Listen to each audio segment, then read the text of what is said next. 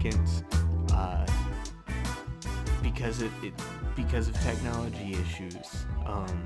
Fortunately, I am doing a lot of stuff right now, and I only have very limited time in my day to really fix tech stuff, and on top of that, I'm very bad at tech stuff. So, yeah, it's been a hot second. Maybe 2 weeks since 3 weeks actually, from today.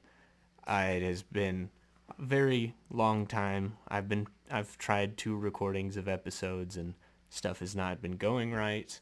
So I'm trying something a bit new today. Hopefully something works out.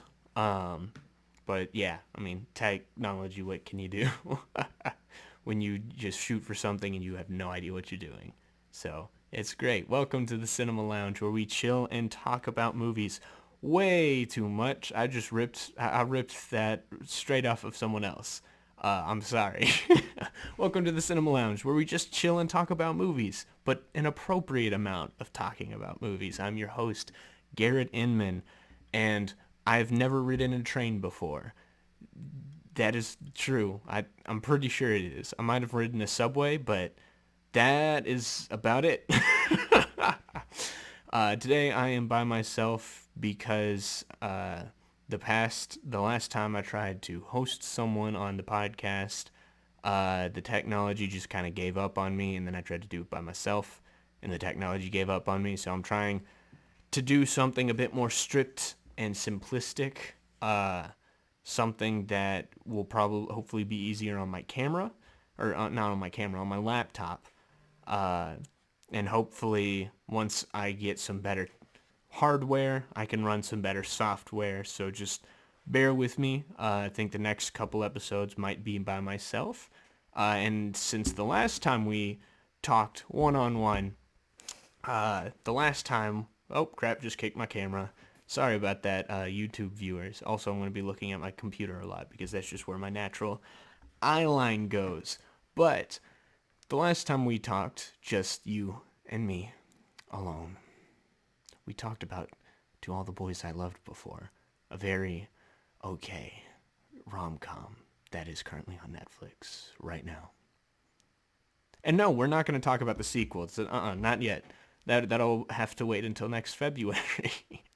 That's when I plan to talk about them. No, today we are talking about something else, something that I am very passionate about, and something that I'm going to try to do on my solo episodes, where instead of talking about a movie that I think has a lot of thematic messages that I can talk about with guests or break down with guests, when I'm by myself, it's a lot harder to do that because it's just me talking. So instead, what I'm going to do for my solo episodes is I'm going to pick out a TV show or a movie that I think is overlooked, underappreciated, or I don't think any of you guys have seen or heard of yet, and I'm going to try to sell it to you.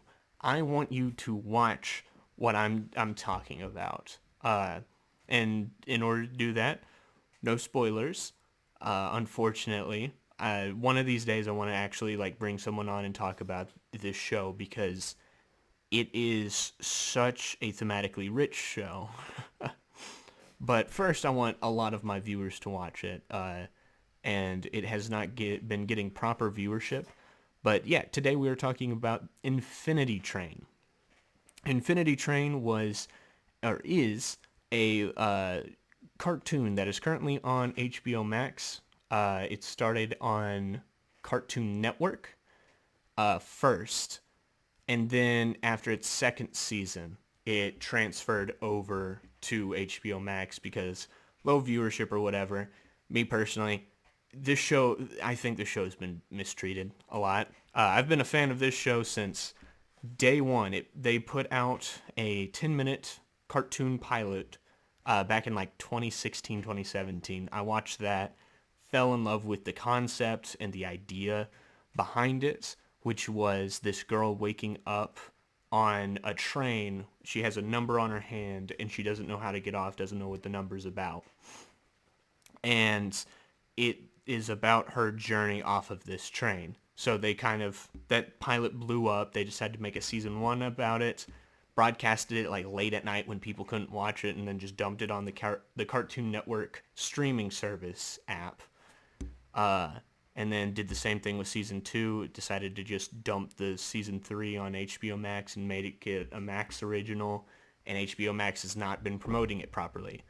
Then season 4 came out yesterday. The day I'm recording this, it came out yesterday when you guys are listening, or when I'm releasing it, it came out on Thursday.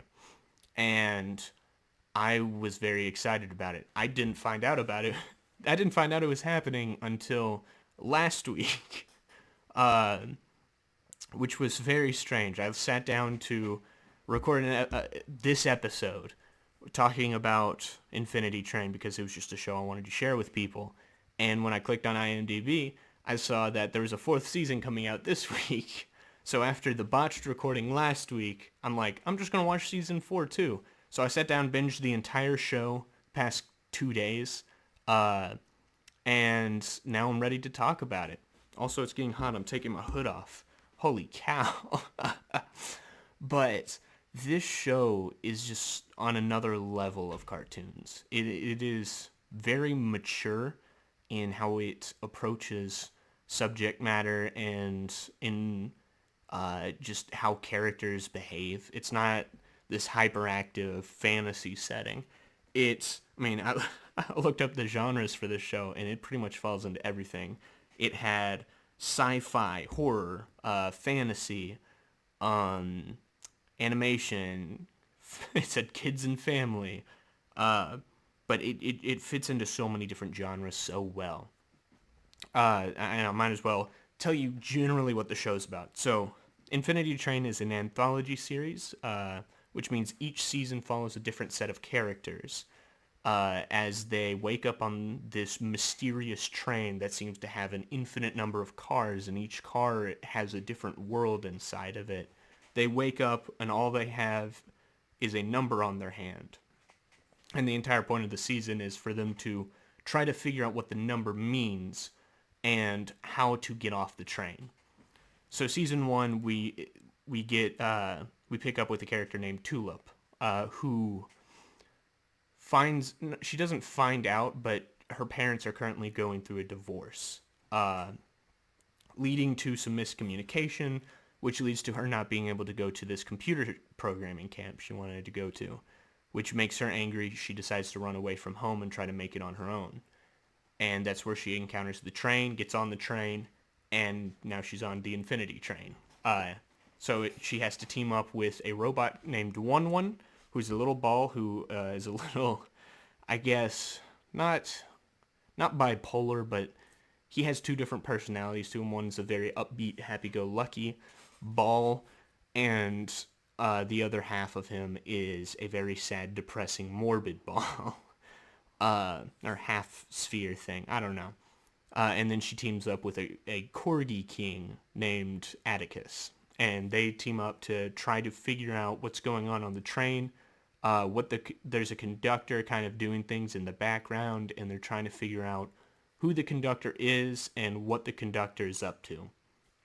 And clearly I mentioned divorce before. This season is about Tulip processing through her parents' divorce, realizing that it wasn't her fault they got a divorce, but also learning to kind of adapt to these situations in life. And this kind of parallels with the conductor, who I think is a very strong character in the entire show. They're a recurring character kind of not each season, but you see the conductor a little bit sprinkled throughout the entire show. Season 1 really delves into Tulip, though. And, without as little spoilers as possible, Tulip has to go through trials and tribulations each episode, gradually learning lessons, trying to figure out a way off the train, but also learning more about herself. I think I wrote down, I took notes while I rewatched the show. But I'm pretty sure in season 1, Tulip learns a lesson every episode. She learns, you have to work before you can have leisure. Uh, she learns that a good team cares for one another, not just trying to accomplish each other's goals.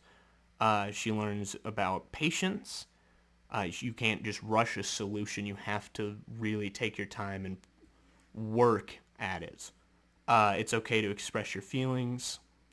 She learns to take off. There's an episode where she has to go back into her memories, and the memories she sees are fake, some of them.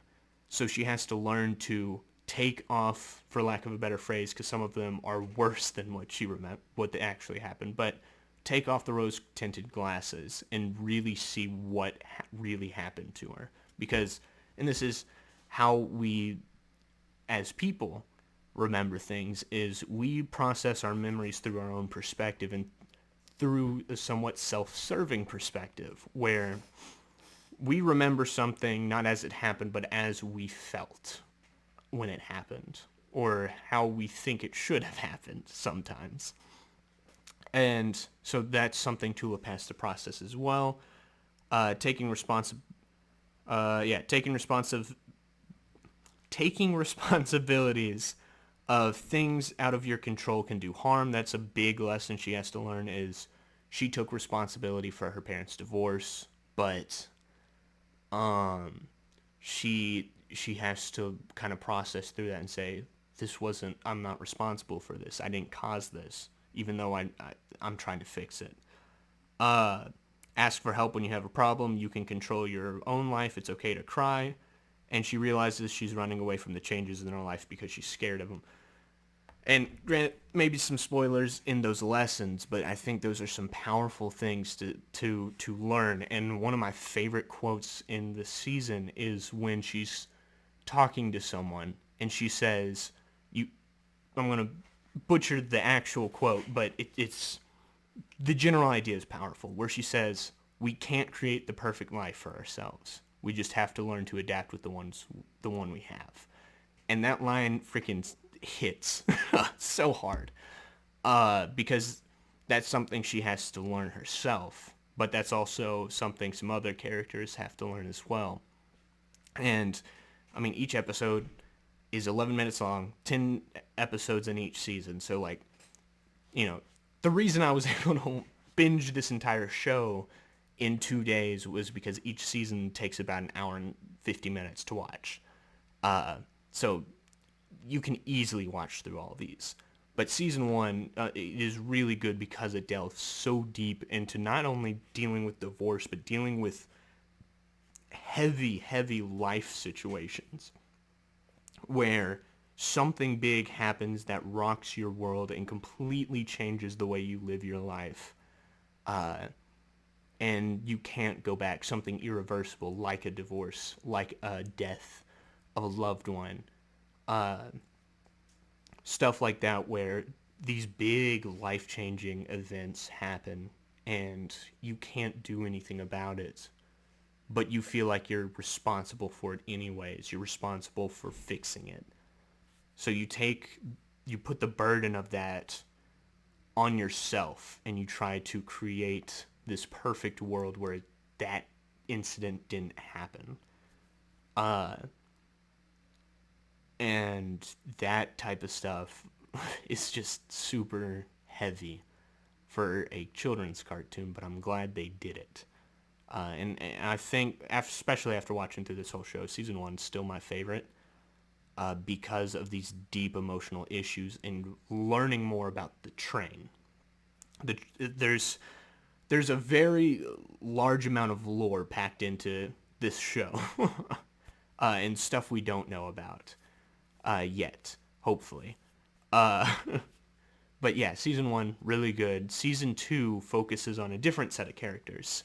It focuses on a character named MT, or Mirror Tulip, who is Tulip's reflection. In season 1, we meet a character who essentially, is the reflection in Tulip's mirror, but in this world, in the world of Infinity Train, the reflection, so if I were to have a mirror right now, pretend my phone's a mirror if you're watching this, but if I had a mirror right now and you saw my reflection, I see my reflection in my phone. That is a completely different entity that lives in the mirror world, and their entire existence is to do what I do. That is a boring existence. So Mirror Tulip decides she doesn't want to do that. She wants to be her own person. So she breaks out of the mirror world, and now she's stuck on the train. She meets a character named Jesse, who, as we come to learn, also has identity problems. And they team up with a superpowered deer named Alan Dracula. I don't really know what all his powers are. He's kind of not a Deus Ex Machina machine, but he can do anything, but he just does it selectively, which makes him a fun character because he's just a normal deer that just randomly will grow bigger or turn himself into balloons or, shoot lasers out of his eyes. He just kind of does as he pleases, so he's just a fun character to have in a show like this. But clearly this season is about identity and finding ourselves, finding who we are, trying to find what we want to be, because Mirror Tulip's whole arc is people continue to place identities on her. She's supposed to be Tulip's mirror. People refer to her as Tulip's doppelganger, and she's trying so hard to get away from that. So her whole arc is trying to find an identity and find out who she is, aside from what people told her she was.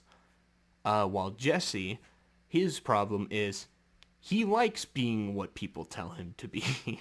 And his problem is he does that too much. He's a people pleaser. He doesn't want to hurt anyone's feelings. He just wants to fit in. And his whole arc has to be, no, I need to be my own person and own up to my mistakes rather than kind of just trying to fit in with the group and whoever, fit in with the group so much that it hurts those who love you and care about you. Once again, really heavy topics, but really, I think they do it properly. Once again, this season's more about someone who isn't a passenger. So Mirror Tulip's whole thing is she's trying to find a way off the train that isn't that she can't that she can't get off the train. She can't get off the train, but she wants to. But this introduces us to just kind of the themes of peer pressure and identity, self-actualization.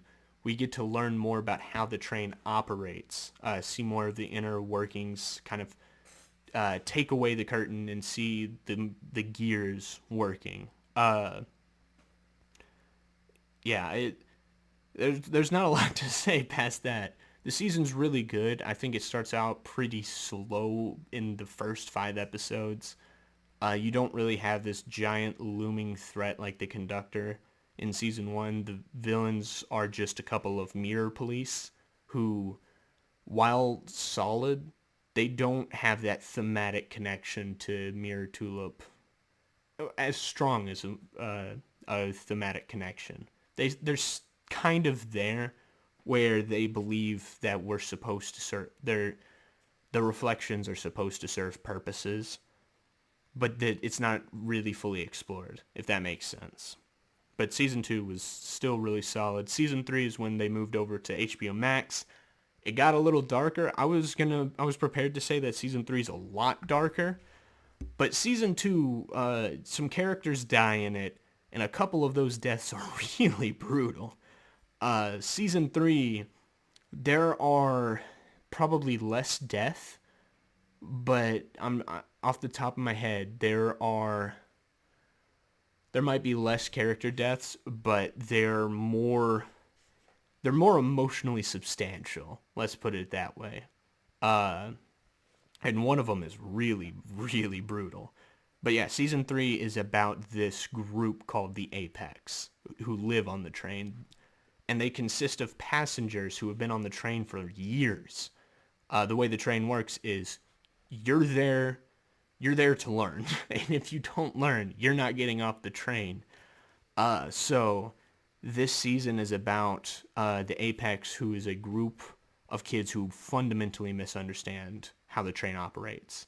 They think that you're supposed to get the highest number possible, uh, and that's how you get power.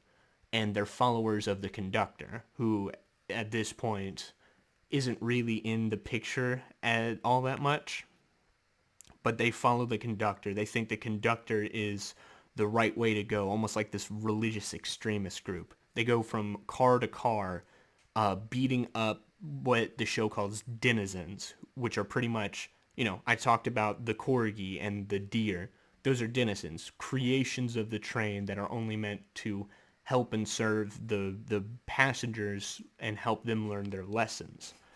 Uh, so this season is about the leader of the Apex and her second in command getting separated from the rest of the group and having to find their way back to the Apex. And uh, a big theme in this is prejudice, where the Apex, Grace and Simon, the leaders, view these denizens as less than people. They're not real. They call them nulls, less than zero. Uh, so they treat them like garbage. They say we're owed this. We're owed everything on the train, and these things aren't worth our time, even though these things have feelings and have lives. So the big character arc is learning to overcome your prejudice and learning to accept that you can be wrong.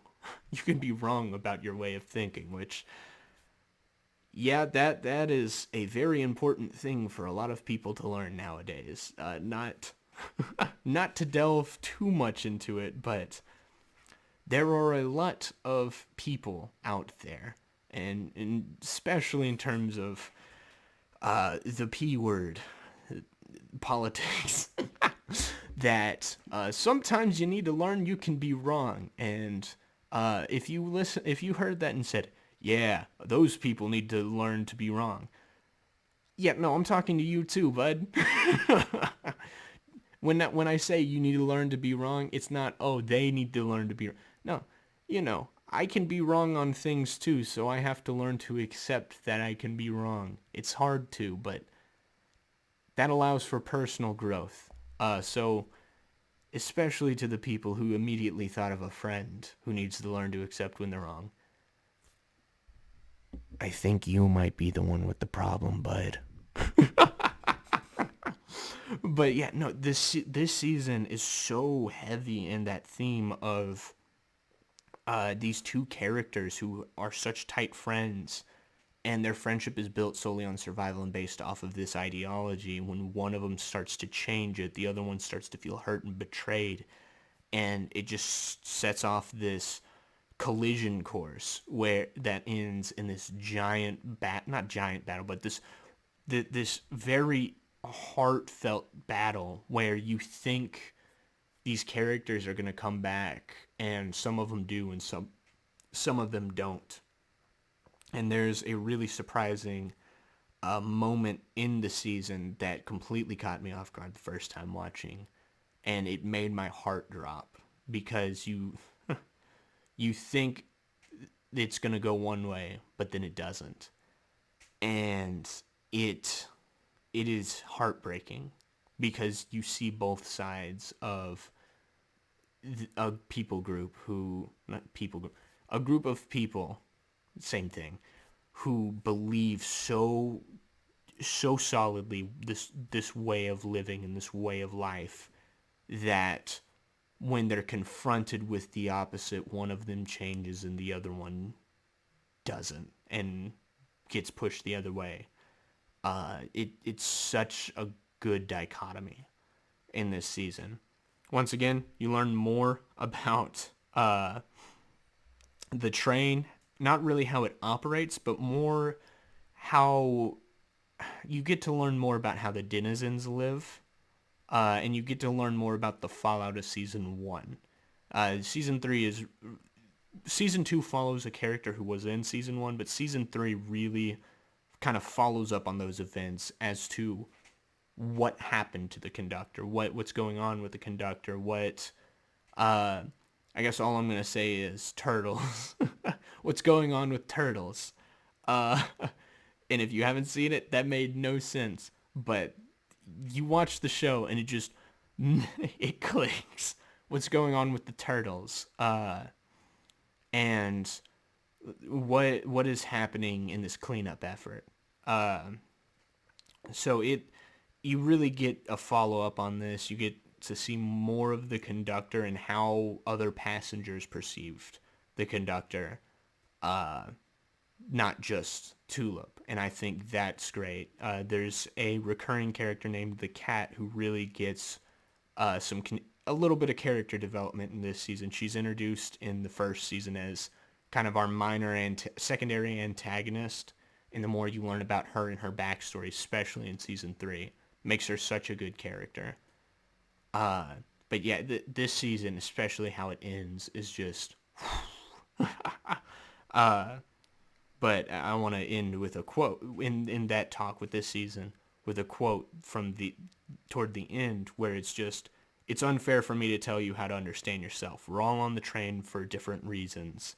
And then, someone goes, well, what are we supposed to do? And it's just, we just got to figure it out. And it's like, once again, that is such a good quote and such a good lesson to learn in life, is just, we're all living life for different reasons. We're all here to do different things. As a Christian, I believe that our purpose here is to serve God, serve Christ, but we do that through different ways. We can do that through different ways. Uh, but we don't know the reason. So part of that purpose of being here is figuring it out. Learning what our interests are, what our learning how we serve that purpose in life. And I think that is some powerful stuff. Uh, yeah, dang. Those first 3 seasons are really good. Now we're going to get to season 4, which, oh, I'll tell you this. Okay, kind of the backstory behind this. They just dumped it on HBO Max this weekend. I'm pissed off at that. The way they've treated this show. But when they released the trailer for this, they canceled the show simultaneously. So as of right now, there's no more seasons of Infinity Train, which is so upsetting. Just because, like, at least give the season a chance, because maybe the viewership will blow up, and I hope it does. And that's part of the reason I'm doing this, even though I have a very small platform right now. Hopefully someone will listen to this podcast episode and just go, this show sounds really good. I'm going to go watch it right now. And the good thing is, it doesn't take that much time. You can knock out the entire show in about... Oh, let me do some quick mental maths real quick. Oh, man. You can knock it out in about 7 hours. 7.5 hours, I think. Like, it doesn't take that long. You could even watch one season a day. Just, like, treat it like your movie night. Hour and 50 minutes, sit down one day, watch season 1, watch season 2, watch season 3, watch season 4, just kind of back to back to back if you want. However you want to watch it. I watched season 1 Wednesday night, and then I watched seasons 2, 3, and 4 on Thursday. But the reason I bring this up is this is the final, right now, the official final season of Infinity Train. And going in with that mindset, it is a little disappointing. Season 4 takes place before the events of season 1. They decide to kind of flash back. So this takes place, I think maybe 30, 40 years before season 1, if I had to guess, based off of a certain character's age. But this focuses on 2 passengers. Past couple seasons, it's only been one person being dropped on the train. This season presents a new, kind of a new idea of 2 passengers being picked up by the train, simultaneously getting their numbers and being dropped off. And they have to get their numbers down by working together.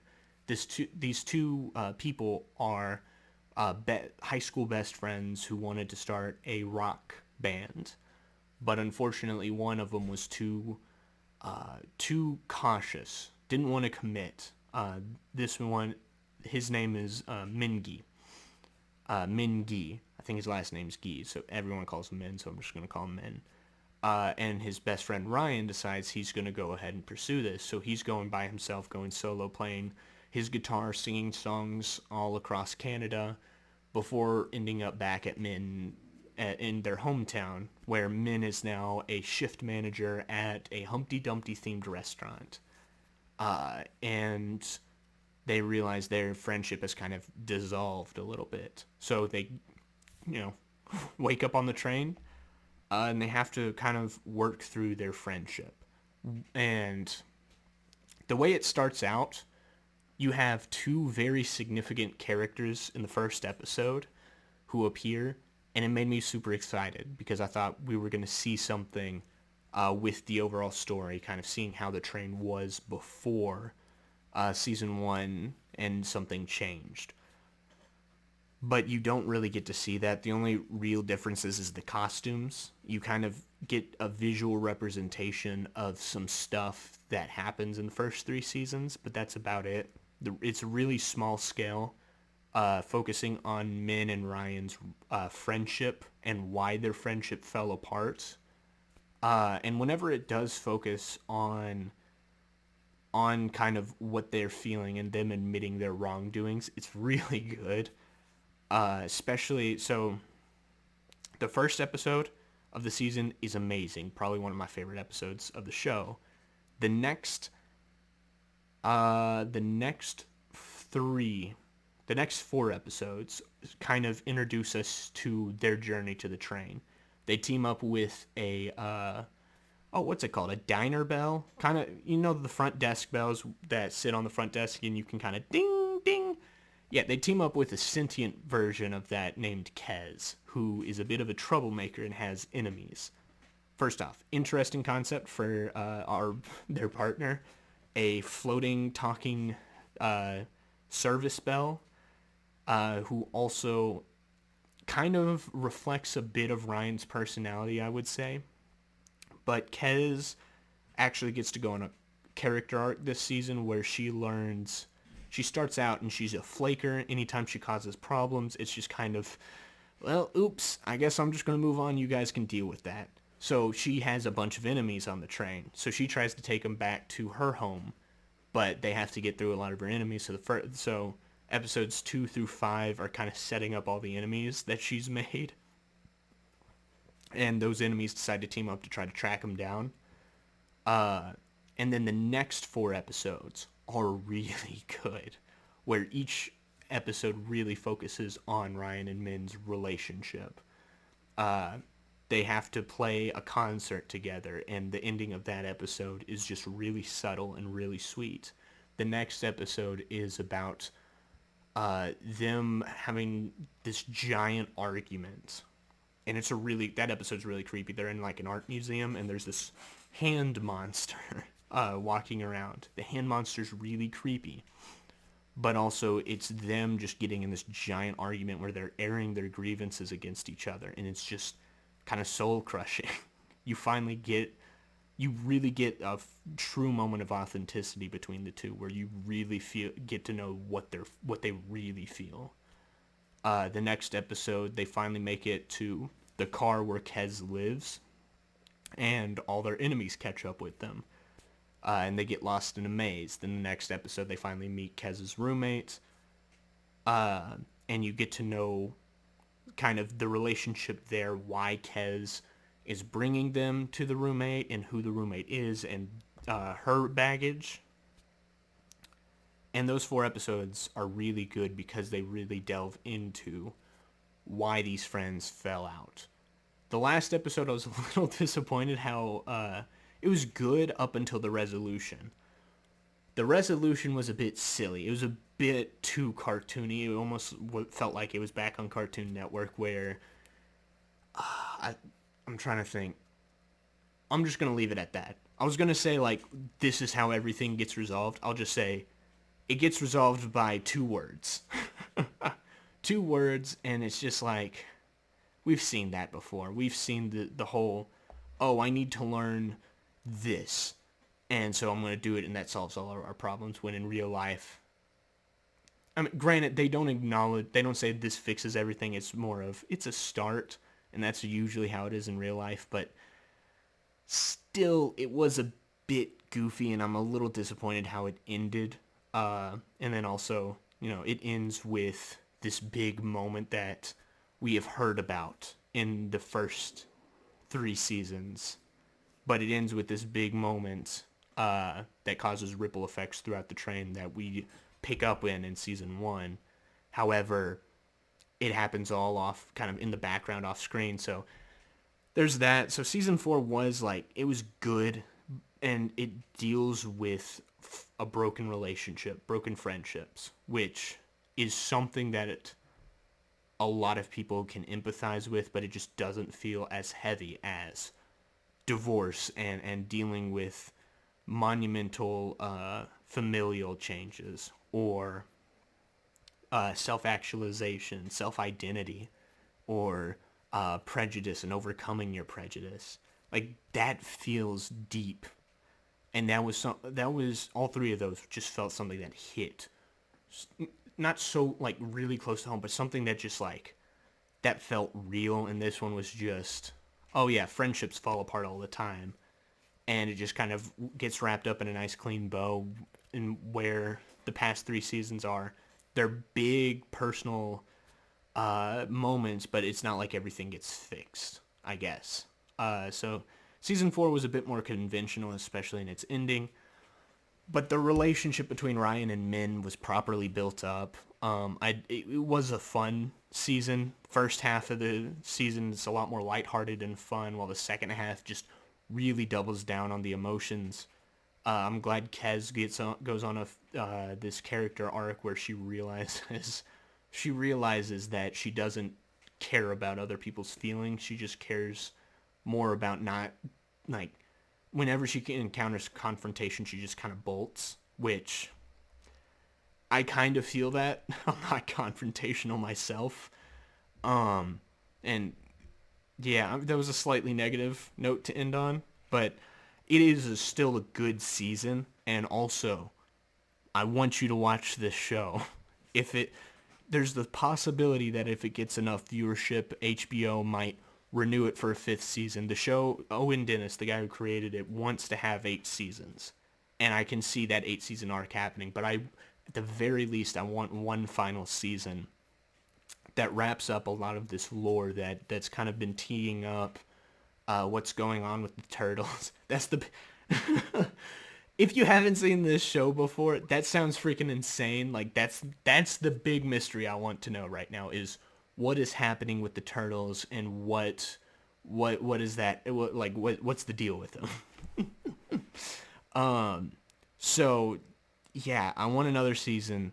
HBO, you done screwed up with that. I mean, HBO Max isn't even like available to all countries, so who knows, once they do that, viewership might skyrocket. But in the meantime, if you're an American and you're watching this, and like, I think 90% of you are American, I have a few Australian and UK listeners. If you guys have access to HBO Max, go watch Infinity Train.